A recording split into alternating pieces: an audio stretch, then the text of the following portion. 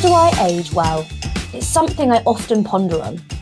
My name's Rosaria Barretto, and I want to find out what it takes to live a healthy and happy life as we age. I'm a clinical exercise specialist, and for the past 5 years, I've worked with nearly 1,000 older adults, and as a result, have had the chance to talk to a diverse range of happy and healthy, and not so happy and healthy people in their 70s, 80s, and 90s. And I want to know what it takes to be able to look back and confidently say, I lived an amazing life.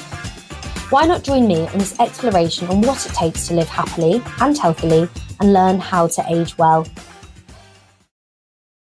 Today's podcast is going to be about worrying about life, worrying about health, worrying about family, worrying about things that don't really make any sense. So over the past few months, my anxiety has not been very good. We've just had Christmas, and I always find that over Christmas I take time off, but when I try to get back into the swing of things, I'm stressed about going back to work. I'm stressed about the amount of things I have to achieve before I take time off. I'm worried about getting everything done. And over the last few weeks, I've been really focused on doing everything I possibly can to improve my mental health. So going for walks, exercising. I haven't been eating super well just because I have been celebrating Christmas and New Year. So a bit more alcohol consumption, a bit more food consumption. I know that with the alcohol, that definitely takes a toll on my mind and my sleep. So that doesn't do me any good or any favours. So it's been a bit of a downhill progression. And recently, I'm going to say over the past 4 days, I have massively declined.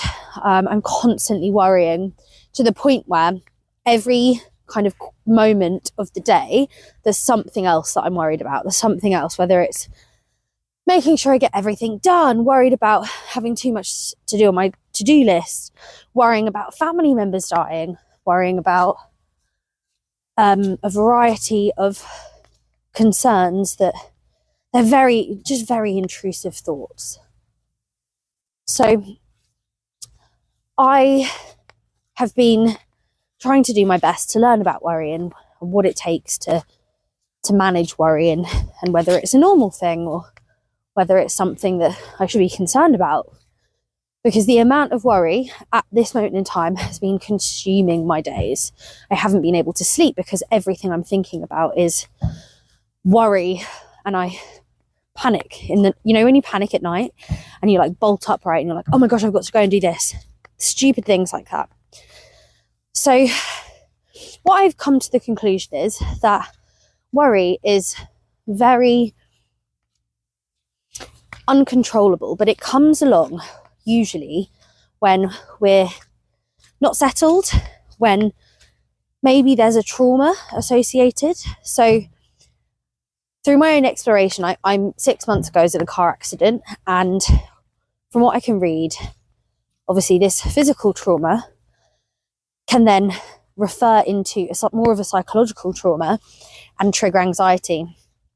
And my thoughts of worry are very unexplained. There's not specific one thing I'm worried about, although there is an underlying one, which I will come to soon.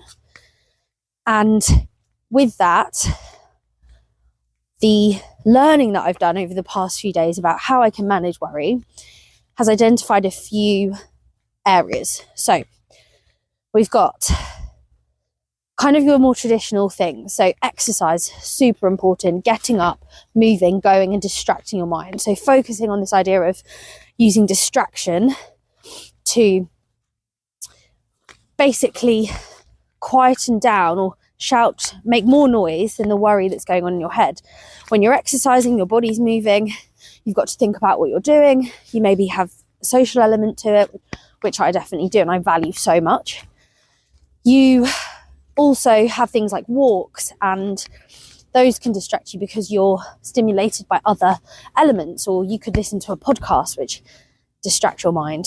So exercise and movement is so important.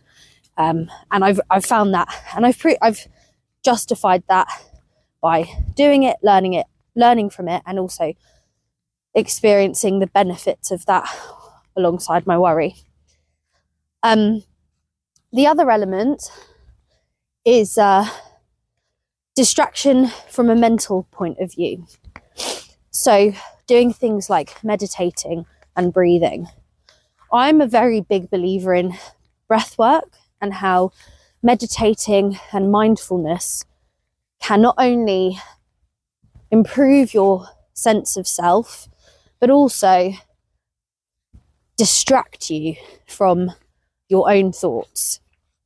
So the way that breath work works is various ways. You can use breath work for various things: managing long-term health conditions, managing lung health, managing mental health.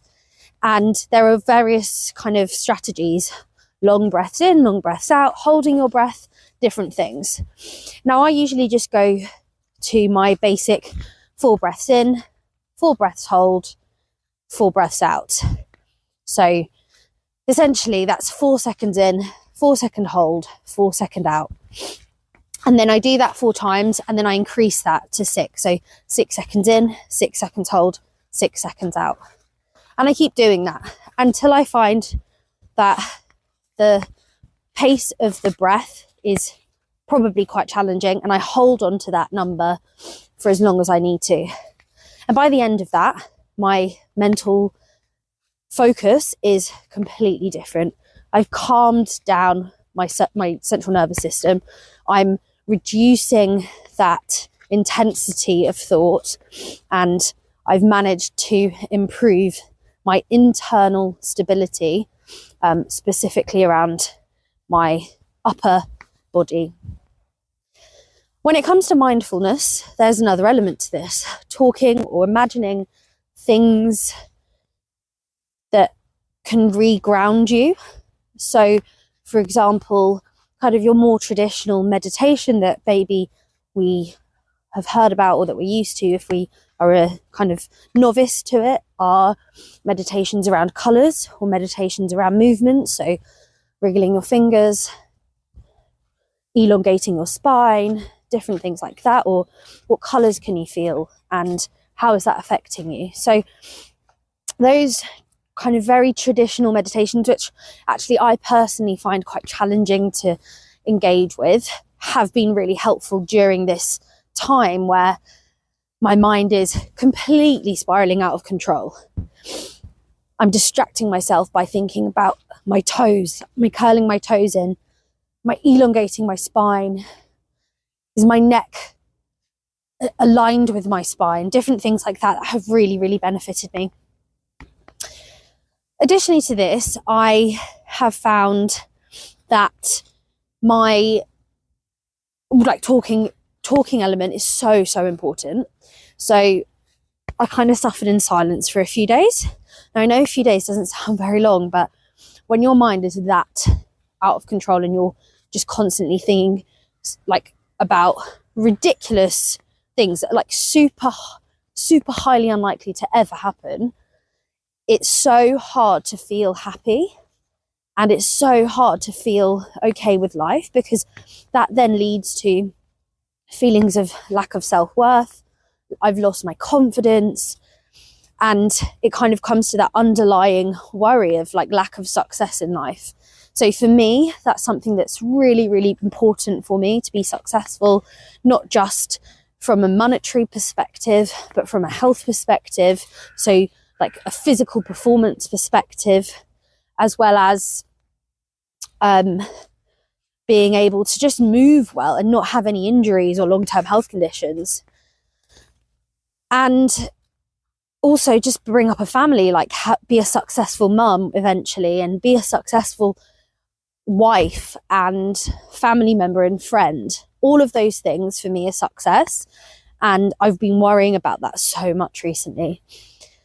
So considering all of those things, talking about those to someone. Now, I've not really gone into many deep conversations yet, because everybody's going through shit today or at this time of the year, the first few weeks of a brand new year.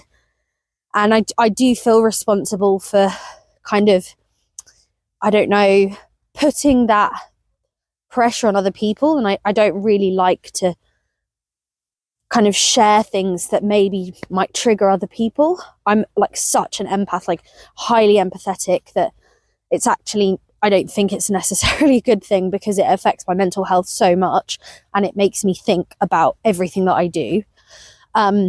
So talking to Sam, my husband, has been fantastic. I have been able to talk to him about how I feel. Now, he doesn't always understand where I'm coming from, because he thinks completely differently to me. Like, not just like because he's a different person, but because he is just not that way inclined. Like, his brain doesn't work really at all like my brain does when it comes to anxiety and worry and mental health. For example, like I explained something to him, like the way I was feeling. Also, I'm on a walk, so that's why you can hear some squelching. The way he thinks it's just like, I was talking about how I feel, and then he asked me a question. I was like, I've just answered that question in what I've just said. But just because he genuinely just didn't understand, or could empathize in the way that I needed him to at that moment in time. So, but however, after that conversation, we probably spent about 30 to 40 minutes talking about how I was feeling, and also he got me excited about what's coming up in my life, and how 2024 is a really exciting year, because last year we got married. That's one of the most stressful things you'll ever do in life. We also bought a house in the lead up to last year, another extremely stressful thing in your life. And this year we don't have any plans. We don't plan to have a child. We don't plan to do something crazy, which gives us so much space to do very spontaneous, exciting things. And from a financial element, doesn't put any pressure on us to save for a wedding or to save to buy a house, two of the most expensive things we've ever done to this day. And that means we can do things like travel and enjoy each other's company and do crazy things like, I don't know, like amazing walks and holidays and like explorative holidays. And we just love traveling. So you kind of get the gist of it. So talking last night has massively helped me. I also went through a whole sleep process, because I'm somebody who needs 8 to 10 hours of sleep a night, and very minimum 8, actually. Like realistically, I need 9 hours of sleep. And because of this worry, I hadn't been getting any sleep at all. I wasn't able to fall asleep because it was those intrusive thoughts were so loud. And then when I would fall asleep, I'd wake up, panic about something, and then just be like, ping, like worried about that thing and thinking about that. And then also the first thing in the morning I think about is something else. So that's been very, very challenging from like a health perspective, because I value my sleep so much that even if I have slept for 8 hours, I know that it hasn't been consistent. It hasn't been a good, healthy sleep, that I feel grumpy. Like I feel like, oh gosh, I'm just not optimal. I'm just not optimal. And I'm really tough on myself about that. So I'm a bit out of breath. My walk is taking my breath away. These are things that I've experienced and also learnt what's helped me specifically. I know that therapy in the past has massively helped me, but at this moment in time, whether it's a mental block, there's also a financial element of not justifying the therapy, because I have so much going on with my business at the moment, and not wanting to spend any money is another thing that I've got going on in my brain, as well as not prioritizing my mental health has been a block from a therapy or employing a therapist perspective. So I'm going to kind of move on to what I've learned element over the past few days.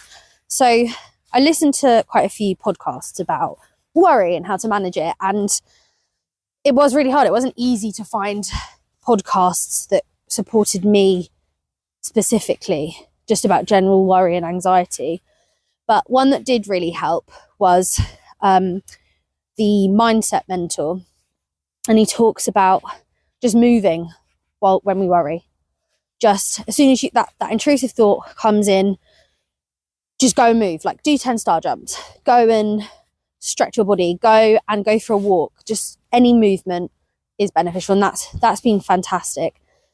So a boundary that I've set for myself, or a goal I've set for myself, is that every time a bad or a negative thought or worry comes into my mind, I'm just going to go and exercise. No matter what I'm doing, whether it's working, I'm going to do a burpee, or whether if I've got the time, I'm going to walk. And walking for me is one of the strongest medicines that I have, that I can take, that really supports me. The second podcast that has really helped me and taught me about kind of worry in general is Dale Carnegie's book. I can't remember the exact name of the book, but it's like How to Stop Worrying and Live More, I think. I will tag it in the comments so you have the exact link. But I was listening to the audiobook, and I haven't finished it because it's 9 hours long, but I am going through it slowly. And the first kind of part 1 element is lots of scenarios of studying worry and why people worry and how they kind of stop worrying. So something that's super clear to me is the physical implications of worry. So if you're worrying, and you may not even be self-aware that you're worrying, that can have serious, significant impact on your body. So an example that he uses is of somebody who has been diagnosed with, don't quote me on this, a tumour or it was an ulcer, that was it. It was an ulcer, and so they were significantly unwell as a result of this ulcer. But as soon as they started to stop worrying and distract themselves with different activities, going on holiday, travelling the world, that ulcer healed itself. And there are so many scenarios and examples of how you are diagnosed with a physical health condition and you're unaware that that's related to worry.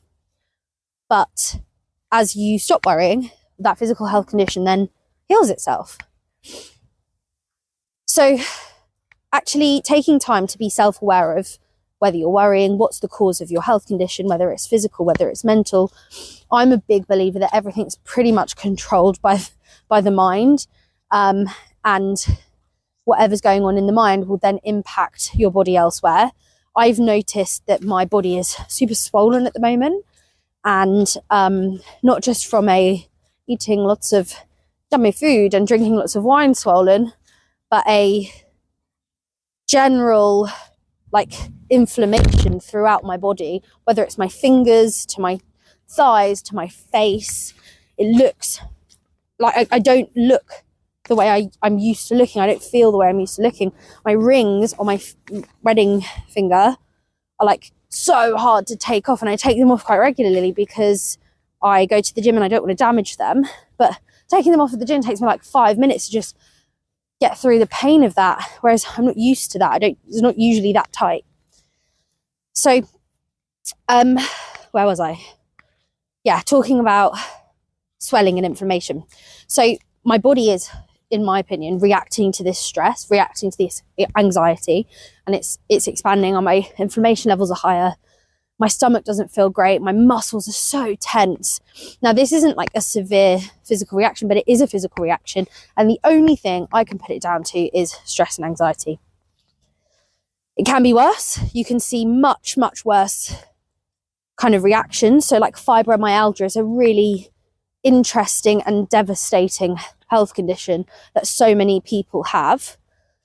And there is no specific cause, but most people are diagnosed with fibromyalgia after a traumatic experience, whether that's a physical traumatic experience or a mental traumatic experience, like the loss of a loved one. And then as a response to that, your body then starts to shut down. You're in constant pain. You may start to develop other health conditions that affect you on a day-to-day basis. And if you don't believe me, go and look it up. Understanding how our mental health affects our physical health is extremely, extremely beneficial to you, beneficial to us as individuals, because we can then start to understand how our lifestyle is affecting our physical health and our mental health. And the more that I learn about this, the more I understand that actually, like, work and making money is not important at all, and that having a balanced life is what I classify as success. And I didn't used to. I just was like, this is how successful I want to be in my job, and this is what I want to achieve. And I still want to achieve all those things, and I still want to be extremely successful and financially abundant. But at the same time, that's not as important to me as building, developing, and then sustaining what I would call a balanced life. And that includes things like waking up and going to the gym. Oh, you can hear the birds. Waking up and going to the gym, going for a walk, doing a 6-hour working day. Then in the evening, making a really wholesome, fresh meal, stretching in the evening, and watching a little bit of TV, and then going on holidays, and not worrying comes into that. If I live like that, my worry is just non-existent. If I have all of those things in my life, I've noticed in the past, because there are periods in my life where I have been super, super balanced, I'm on top of the world. But as a result of being on top of the world, I'm not working hard, or as hard as I usually do.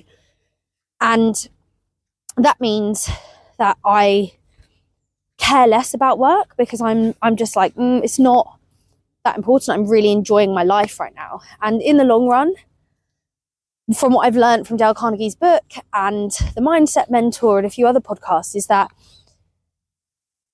the reason we start to worry is because we gain this imbalance of life. Our life balance isn't right. We're unstable.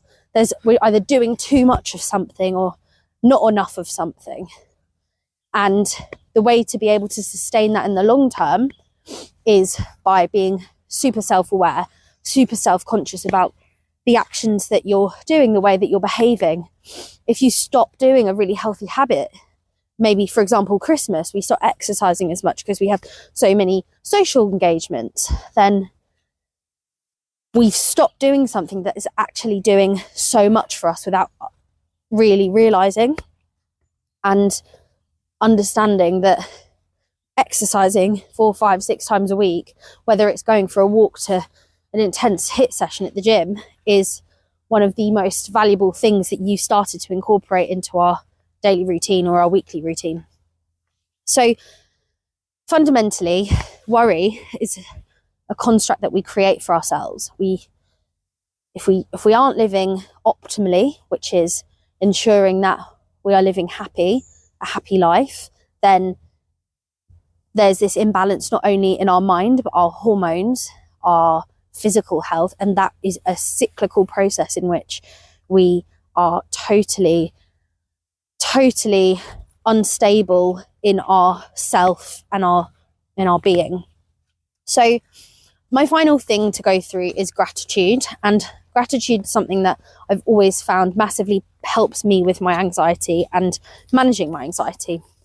I reach a point where I'm just so focused on the future. I don't think about anything. I just think about the future. I'm not present in the day. Focus on what am I going to do next week? What am I going to achieve? What I want to do. And at the beginning of a year, we all set ourselves these massive goals around, this year I'm going to do this, and I'm going to do this, and I'm going to do this. And we overwhelm ourselves with the amount of things that we expect or want to achieve in a year. And that's just constantly living in the future, constantly focused on achieving something that hasn't happened yet, rather than living in the present day. And that's where everything that I've just said comes into practice.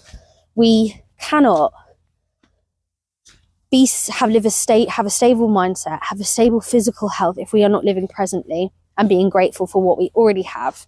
So there's also like a flip side to this, which I don't actually struggle with, which is living in the past. So living in the past, living in the future, not good for us at all. And that's such a bold statement, but it comes with so much additional research and support and evidence as to why living day to day, which not only the mindset mentor and Dale Carnegie and everybody else I've listened to or read has said, is that if we're not grateful for what we are doing today and we're not focused on the day that we have, then we won't be happy. We will worry about what's happened in the past. We'll worry about what's happened in the future. And that then creates this cyclical poor habit routine of focus so far in the future that everything you're doing today is like to get to that future point. So you ignore the fact that you need to exercise. You ignore the fact that you need to eat well. You ignore the fact that you need to consistently move, consistently focus on breathing techniques, do things on a day-to-day basis that optimize you as an individual. And we can see that. So like if you look at like a really corporate job, now the reason I use that is because it's a really good example of how the corporate infrastructure is so focused on achieving a set goal, like sales or a budget, or gaining a certain client or gaining a certain number of clients. So you're always focused on this future goal. And as a result of that, it's like working like 8 a.m. to 9 p.m. in some cases. It could be shorter, but even working like 9 a.m. to 5 p.m. without stopping in that whole period of time is detrimental to our head, detrimental to our eyes, detrimental to our posture. So detrimental from a wholesome, focused perspective. And from this, we don't look after ourselves, right? We just ignore ourselves. Like, we're not a priority. The priority is this future goal, not ourselves. And like, flip side, not corporate side, a familial side. If you're a mother and you've got children, all you're thinking about is their future. You're thinking about what can you do for your children? What can you do for them? Like, I must do this, I must do this. And then you stop to think about yourself. And then you start to lose that sense of self, that sense of confidence, the ability to cope with your day-to-day tasks. And that's when those negative thoughts of worry come in.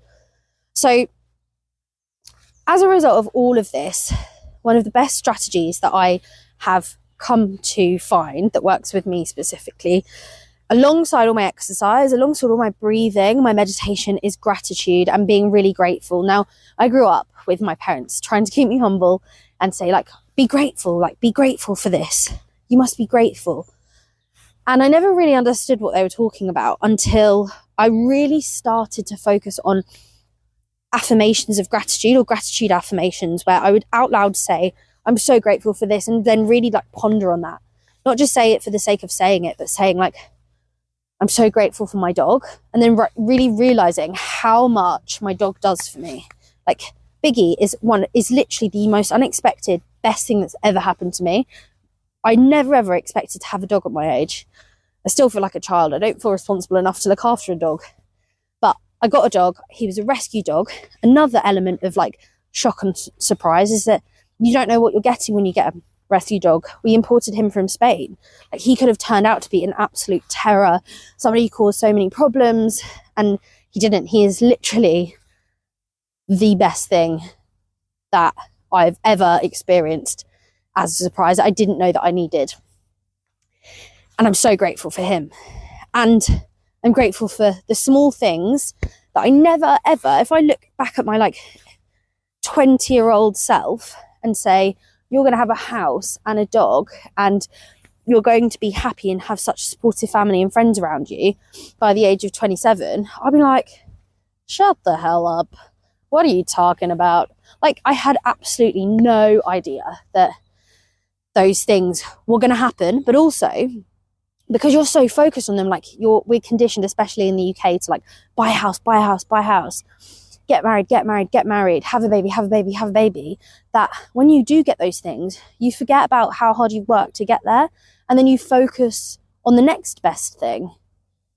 And so there's no gratitude for the present moment, and that's that gratitude comes into that present element of being grateful for what you've achieved, and then being able to sit in the present and really enjoy all of that hard work, all of those times that you were worried about not achieving these specific things, and all of those times that there were tears and sleepless nights, and also those amazing times where you enjoyed the journey, you enjoyed the process, all of those fun, exciting laughter, like love, just like those beautiful moments in life that you get throughout that journey. So I'm going to finish it off there, but my top tips for managing worry from my experience are movement. Obviously, I love movement and fitness, so keep moving, whether it's a walk, whether it's a stretch, whether it's a burpee. As soon as those intrusive worrying thoughts come through, do something, move your body. Don't sit on the sofa,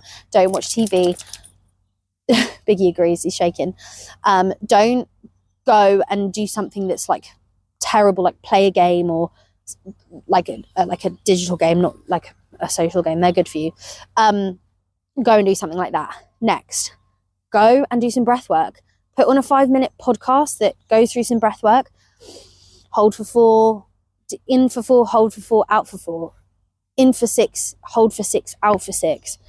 In for 8, hold for 8, out for 8. Anything like that. You don't even have to listen to podcasts. You could do it yourself, but I do find like somebody telling me how to breathe really, really supports me in that breathing. Mindfulness and meditation. Go and meditate. I'm not very good at meditating by myself. I have to have guided meditation. So whether it's going to find like a local meditation group, or just sitting down and listening to a podcast, listening to a YouTube, listening to an audio, anything. It could be yourself meditating, and then you record it and then you go and listen to it.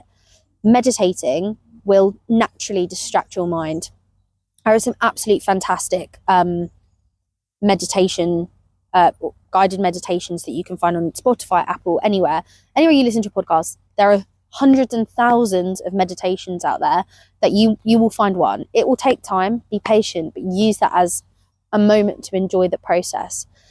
And then number 4 is gratitude. Be so grateful for what you've got, what you've achieved, everything you've done. Sit down and write down everything that you have done in the last 6 months, a year, 3 years, 5 years. Highlight those really, really big moments of impact in your life that have really changed you and nurtured you as a human being. And then just sit and dwell in that moment and think, oh gosh, like I did that. I really achieved that. Or I experienced that moment of laughter where I was with my sisters and we just laughed all weekend, and that was so beautiful. And that to me is success. That to me is what I'm living for. That to me is what I'm so, so grateful for.